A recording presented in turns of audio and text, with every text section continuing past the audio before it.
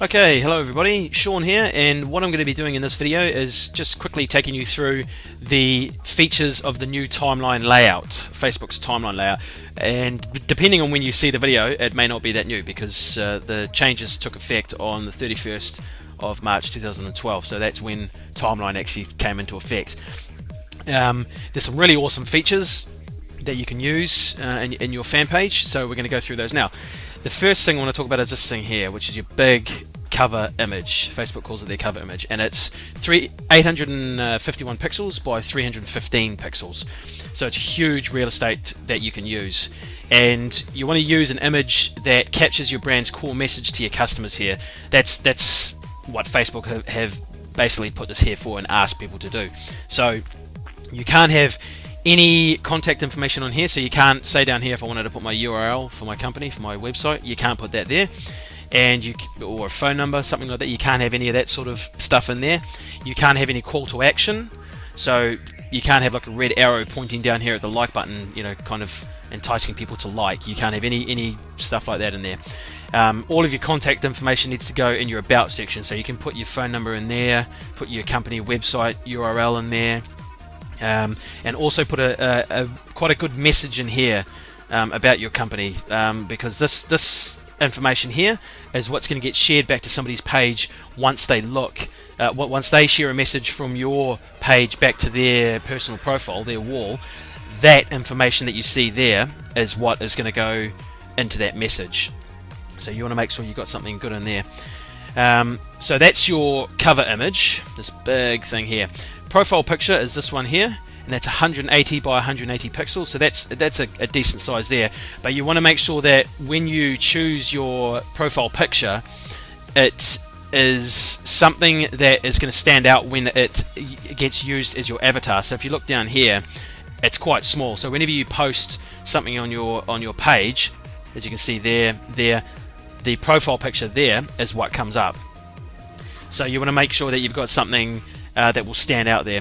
Some people use a company logo. We've used a picture of the boys in here on a nice background, so they pop out, so you can't miss them there. So that's your profile picture. Down here we've got the tab icons, or the app icons as some people call them, and if you click down here you'll see that there's room for another 4 there, and there's actually also room for in total 12 tab icons here. So when say if I'm visiting this fan page and I'm not an admin of the fan page, I can see these 3 here and normally 1 more here, so you can see 4 up here and then another 8 down here, so you can see 12 in total. As an admin of the page, I can create, you know, kind of 50, 60, 70 apps, and I would be able to see them all listed down here. But users that visit the fan page will only be able to see a total of 12. You don't really want more than kind of, you know, 5 or 6 anyway. I mean, having 12 there is just too much information, kind of information overload for the customers. So you just want to have a few with things like this on it. Start here. When they click on that, they'll go through to a custom tab that you create. So that's the custom tab icons. Down here, moving down. Okay, here we've got at the top of the timeline, this little drop-down menu determines how your page displays information. So you've got highlights here, friend activity, posts by page, and posts by others. So when you click this, the information that you see here will change based on what you choose. Moving on the right-hand side here, this section here is the friends activity section. So it encompasses all of this section here.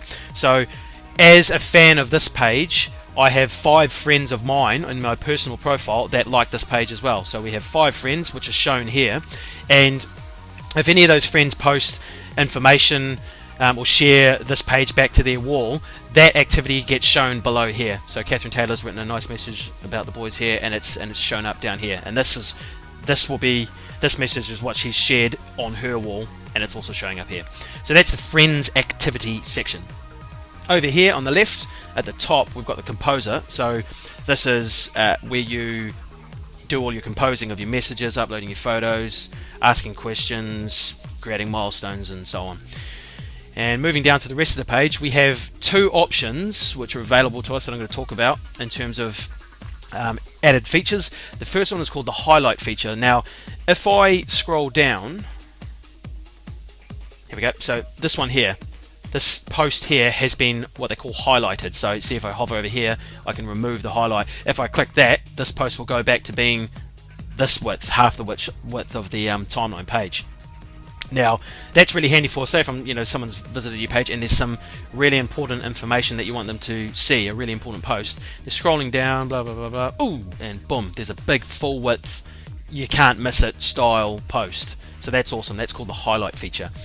Pin to top is the next feature I want to talk about, and if you hover over this little pencil here and click that, you then get presented with this drop down menu, and pin to top is the first thing there. So if I click pin to top, what it's going to do is refresh, and it's going to pin that post to the top position on the left hand side in the timeline, and it'll stay there for 7 days, and after the 7 days have passed, it will fall away from the top back to its chronological place in the timeline.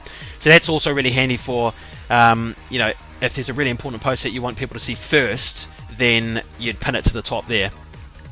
So what I'm going to do is I'm just going to unpin that, so that Mel can go back to where he belongs and have his freedom. So that's the highlight and the pin to top. If you want to create milestones, say you've missed an event, you missed posting it on your fan page, and that date has passed, you can, if you look at this little cross that is moving up and down the timeline in the middle, you can click that, and you can post a status update or a photo or ask a question or a milestone. You can post that anywhere in time. So say if I want to create a milestone, say we reached 20,000 fans, and we can add when that happened, the day, the month, the year, the month, the day. You can put a little story there to go with it, and you can upload photos to go with it as well. Then you just click save, and what will happen is that post will go chronologically to wherever this date is in your timeline. So that's awesome, because that feature wasn't there before. And that's pretty much it. That is those are all of the features of the new timeline layout that I just wanted to share with you. So I hope you enjoyed this video. I hope it was educational for you, and I'll see you in the next one.